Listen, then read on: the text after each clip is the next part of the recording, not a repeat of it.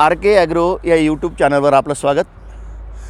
आज या ठिकाणी आपण थोडंसं केशर आंब्याच्याबद्दल बोलणार आहोत। मित्रांनो, हा माझा केशर आंबा वय वर्ष आता 3 झालेला आहे आणि हा परिपक्व होण्याच्या मार्गावर आहे। म्हणजे थोडे दिवसांनी याला हार्वेस्टिंग करण्यास काही हरकत नाही। आता हा आंब्याचा सीझन आहे। बरेचसे आता आपल्याला यूट्यूबवर बरेचशी आंब्याची आपल्याला व्हिडिओ बघायला मिळतात आणि ते बघायलाही पाहिजे। त्याच्यामधला आपल्याला फरक पडतो। खूप जास्त व्हिडिओ बघितल्यानंतर समजते। पण मित्रांनो, मला एक सांगायचं आहे की माझी या बाबतीत काय चूक झालेली आहे की या आंब्याला खालून मी प्रूनिंग मला करता नाही आलं किंवा मला समजलं नाही। त्यामुळे आंबे असे जमिनीला टेकत आहेत। तर ते जमिनीला टेकल्यानंतर निश्चितच त्याची क्वालिटी खराब होते, त्याची गुणवत्ता खराब होते।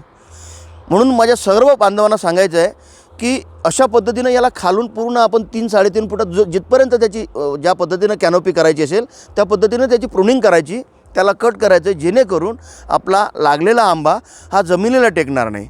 आता माझ्या बागेमध्ये माझ्याच्यानं अशी चूक झालेली आहे। बरेचसे आंबे असे आहेत की ते जमिनीला टेकत आहेत। मला त्याला सपोर्ट द्यावा लागत आहे आणि सपोर्टही कसं आहे, हवा वारा यांनी तो एखाद्या वेळेस हे होऊ शकतो, निघू शकतो।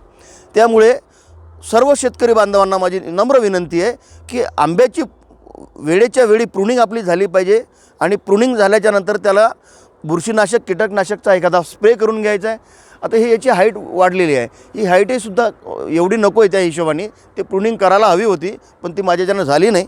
म्हणून माझी शेतकरी बांधवांना एक विनंती आहे की आपण अशा चुका आपल्या बागेत करू नका।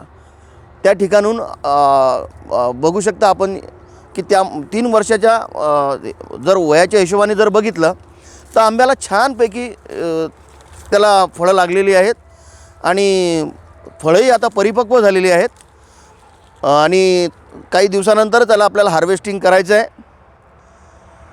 तर माझी सर्व बांधवांना अशी नम्र विनंती आहे की कृपया आपल्याला सदर हा व्हिडिओ आवडल्यास त्याला लाईक करा, शेअर करा।